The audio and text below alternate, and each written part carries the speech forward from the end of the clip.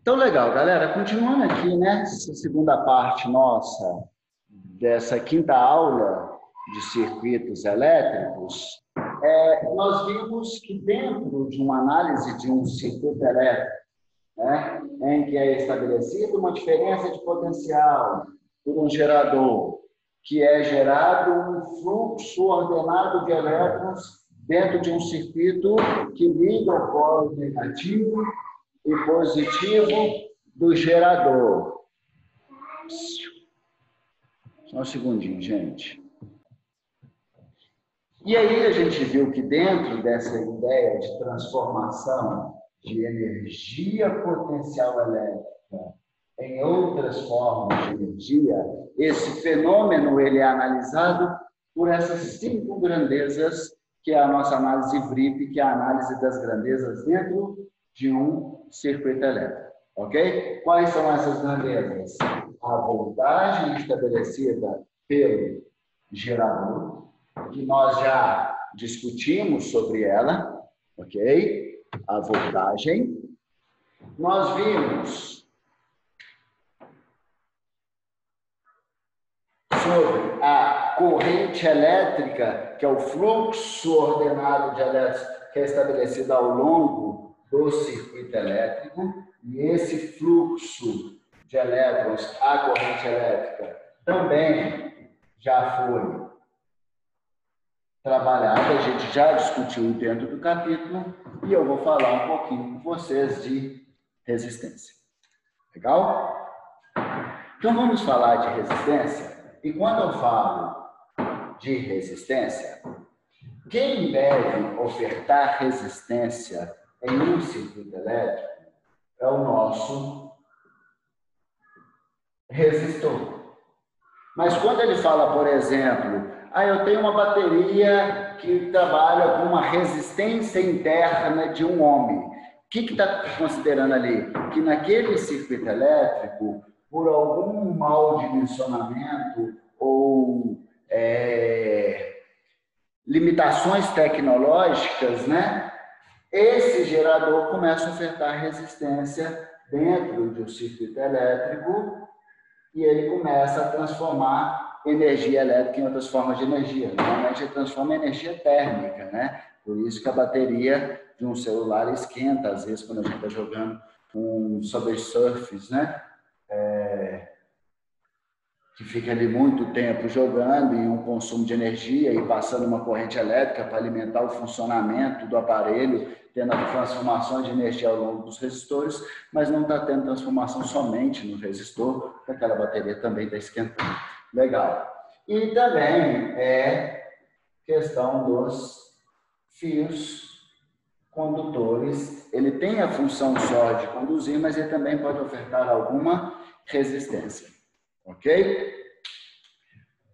Quando a gente vai falar da resistência ofertada pelo material, essa resistência ofertada pelo material depende de características inerentes do material. Então, se eu quero aumentar ou diminuir, por exemplo, a resistência do meu resistor instalado dentro do circuito elétrico, aí eu quero que esse resistor dentro do circuito elétrico ele funcione em menor intensidade para ter um menor consumo de energia. O que eu faço? Aumenta a resistência dele, consequentemente, vai passar menos cargas, vai ter uma menor transformação de energia. Se for uma lâmpada, por exemplo, a lâmpada vai brilhar menos. Beleza? Vai estar ali funcionando. Não, eu quero uma lâmpada de iluminação de estádio de futebol. Então, eu preciso que esteja muita quantidade de energia elétrica sendo transformada em energia radiante. O que eu preciso fazer? Diminuir a resistência estabelecida nesse caminho pelo resistor para que possa passar uma maior quantidade de carga e ter uma maior transformação de energia. Legal? Pensando nessa óptica, a resistência ofertada por um resistor depende de características dele. E quais características de um material vai definir se ele oferta maior ou menor resistência? Uma delas, que a gente representa pela letra Rho, que é a constante de resistividade. Ok? Medida em ohmmetro. Cada material, elemento químico na natureza, tem a sua constante de resistividade, ok? E aí, quanto maior for a constante de resistividade, maior é a resistência ao fluxo de elétrons. Então, por exemplo, eu tenho dois materiais que têm constantes de resistividade diferentes. Eu tenho o alumínio e eu tenho o cobre, ok? A constante de resistividade do alumínio é maior que a do cobre. Pergunto para vocês, qual é o melhor material para eu utilizar na construção de fios condutores? Olhando por essa característica. Alumínio ou cobre? Cobre. Por quê? Porque se a constante de resistividade dele é menor, ele vai resistir menos e deixar passar mais energia, né? E mais cargas. E a função do fio é permitir a passagem de cargas. Então, quanto mais facilitada a passagem de cargas, melhor condutor é aquele material.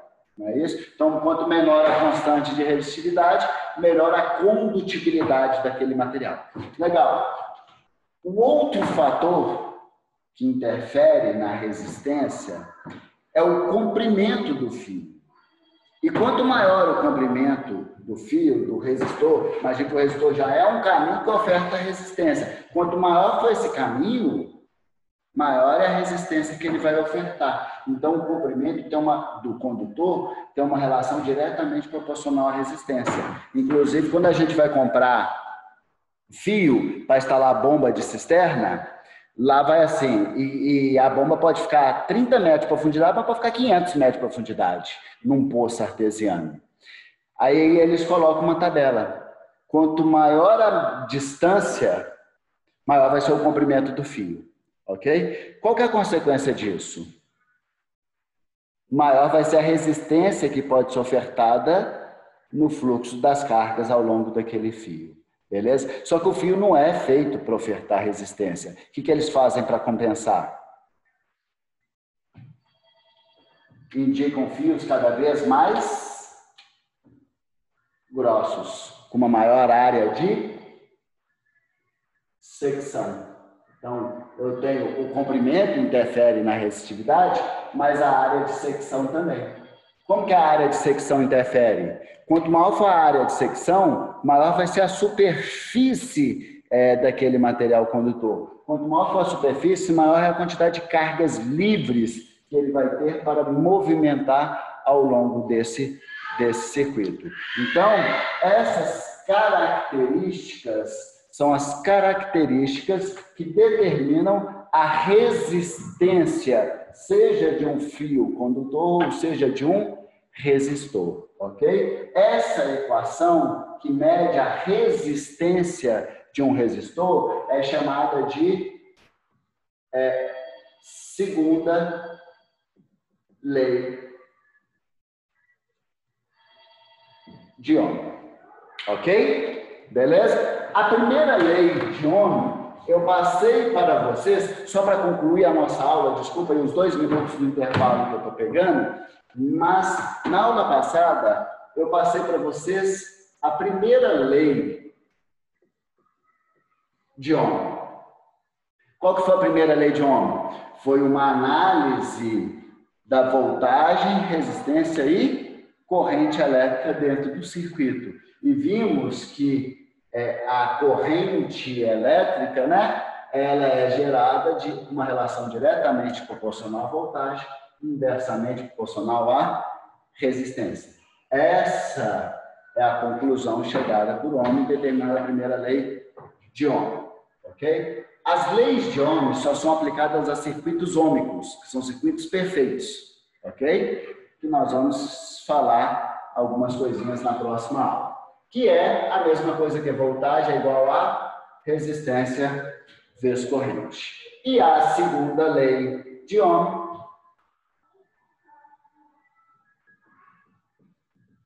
é a análise da resistência do resistor, né?